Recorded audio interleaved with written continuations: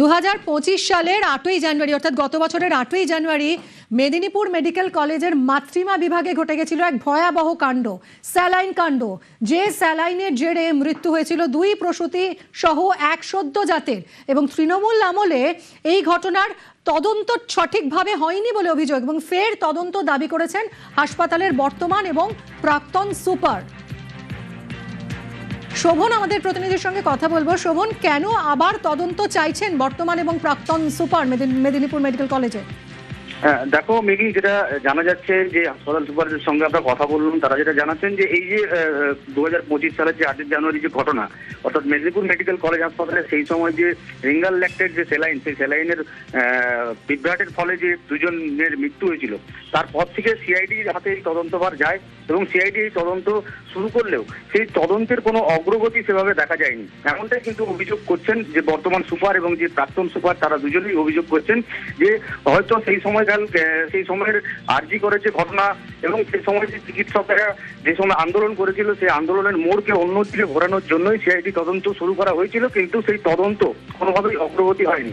কারণ এখনো পর্যন্ত কিন্তু মেদিনীপুর মেডিকেল কলেজ হাসপাতালের একটি ভবনে সেই সব সিল করা যে স্যালাইন, সেই স্যালাইন সিল করা অবস্থাতেই কিন্তু পড়ে রয়েছে এবং তার মেয়াদও খুব তাড়াতাড়ি শেষ হয়ে যাবে বলেও জানিয়েছেন বর্তমান যে হাসপাতাল সুপার এবং প্রাক্তন যে হাসপাতাল সুপার, তারা দুজনে।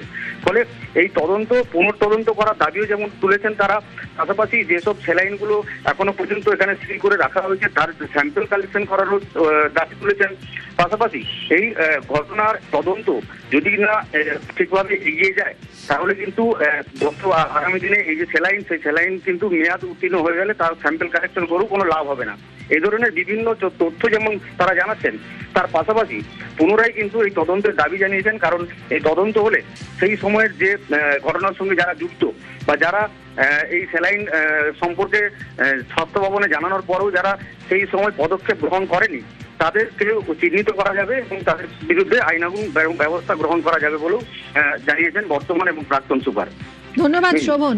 এবং এই তৃণমূল আমলে তদন্তে গাফিলতির অভিযোগ উঠছে, সিলবন্দি স্যালাইন থেকে নমুনা সংগ্রহ না করার অভিযোগ উঠছে, আর তাই ফের তদন্ত দাবি করেছেন হাসপাতালের বর্তমান এবং প্রাক্তন সুপার। এই স্যালাইনগুলো খুব সম্ভবত এই বছরেরই অক্টোবর নভেম্বরে এক্সপায়ার করে যাবে। একবার এক্সপায়ারি করে গেলে কিন্তু প্রাইমারি এভিডেন্স পাওয়াটা মুশকিল হবে। এখনো পর্যন্ত এভিডেন্স কি প্রিজার্ভ করা আছে? ওই তো সিল করে রেখে দিয়ে গেছে, আমরা হাতিয়ে নিয়ে প্রমাণ টোটালি নষ্ট হয়ে যাবে, তার মানে তখনই ইমিডিয়েটলি তদন্ত শুরু করা উচিত। ঘটনাটা যে সময় হয়েছিল তখন আরজি করের ইস্যুটা মধ্যগগনে রয়েছে, তার কিছুদিনের পরে ইলেকশন আসছে, তখন যে কেউ রুলিং পার্টি চাইবে না কখনো রিঙ্গাল ল্যাক্টেটের ভুলটা বাইরে আসুক, আর তখন ওই আন্দোলনগুলোকে দমিয়ে দেওয়ার জন্য, ডাক্তারদেরকে ভয় দেখানোর জন্য এই ধরনের আইডিয়া থেকে হয়তো হয়েছিল। এটার পুনঃতদন্ত হলে পুরো বোঝা যাবে। আমি 27 তারিখ থেকে ছুটিতে ছিলাম, 8 তারিখ ঘটনা ঘটেছে, আমি 9 তারিখ জয়েন করি। 5 মাস বাদে একটা শোকজ লেটার পেয়েছিলাম, আনসারও দিয়ে দিয়েছিলাম, ইনস্ট্যান্ট তখন সাসপেন্ড করা হয়েছিল। যেই স্যালাইন নিয়ে অভিযোগ উঠেছিল, সেই স্যালাইন কি স্যাম্পল কালেকশন হয়েছিল? স্যাম্পল নিয়ে গেছিল। এখনো তো সেই স্যালাইন রয়েছে। ওটা তো তাই নির্দেশ ছিল তখন, ওটাকে সিল করে রেখে দেওয়ার জন্য। তদন্ত হলে ন্যায় বিচার অবশ্যই পাবে। আর এই নিয়ে কি বলছেন মেদিনীপুরের বিজেপি বিধায়ক শঙ্কর গুছাইত, শুনবো।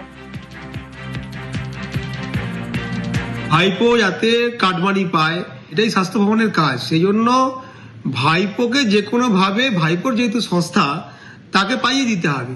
সেই সেলাইন মানুষের শরীরে যাওয়ার যোগ্য কিনা, তার কোনো ক্যাপাবিলিটি আছে কিনা, গ্রহণযোগ্যতা আছে কিনা, অ্যাপ্লিকেবল আছে কিনা, সেটা স্বাস্থ্য ভবনে দেখার কোনো প্রয়োজনীয়তা নেই। এই জন্যই নেই না তিনি ভাইপো ছত্রছায়াতে ব্যবসা করছেন। আমরা চাইবো এটা পুনরায় তদন্ত হোক এবং বিগত দিনে এটাকে ধামাচাপা দেওয়ার চেষ্টা যারা করেছিলেন তাদের বিরুদ্ধে পূর্ণাঙ্গ তদন্ত করে দৃষ্টান্তমূলক শাস্তি প্রদানের আমিও দাবি জানাচ্ছি।